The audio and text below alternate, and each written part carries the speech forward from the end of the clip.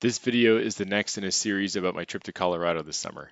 I had spent the night in Omaha, Nebraska, and kept driving westward until I got to Lake McConaughy. My good friend Tyler had recommended a stop here since he knew I loved off-roading, and unbeknownst to me until this week, you can actually drive your vehicle out on the beach here with the proper permit, and I was pretty excited about that.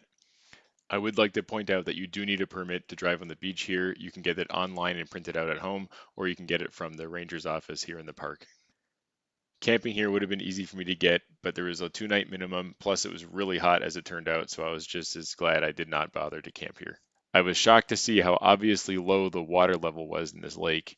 The main boat ramp near the park entrance was not only completely dry, but it was hundreds of yards from the main body of water, so no launches were there today. I was pretty impressed with the color and size of this lake as well. Not to mention, it's a rare privilege to be able to drive legally on waterfront sand as this lake offers. Of course, I pulled them out like I always like to help people, and I had brought some recovery gear with me on this trip, so it was pretty easy. I should point out I am running full highway tire pressures right now. I didn't air down at all. Normally, I'd recommend dropping down to 15 psi, maybe less, if you're going to be driving on sand, especially on a hot day like this. However, I was just frankly being too lazy. I did not want to bother airing down, knowing I was going to get right back on the highway in a couple of hours. A little later, you'll see that it might have affected things a little bit. There's nothing really difficult about the terrain here as long as you air down. The sand can get very soft, especially on the 100-degree day that I was there.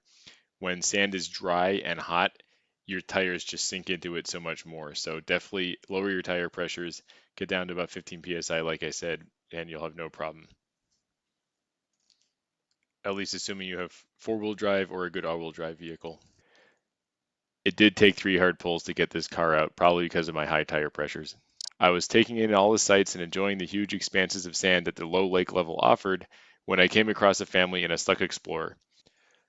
Of course, I felt compelled to help them and pulled them out, no problem. I had brought my recovery gear anyway for this trip, so it was no big deal. At that point, I realized I better get out of here before I find more stuck people. I still had a really long drive until I got to Keystone, Colorado in the evening, so off I went. Subscribe if you want to see more videos from this series. I'll be going to Mosquito Pass, Weston Pass, Rocky Mountain National Park, and a few other sites along the way, so stay tuned.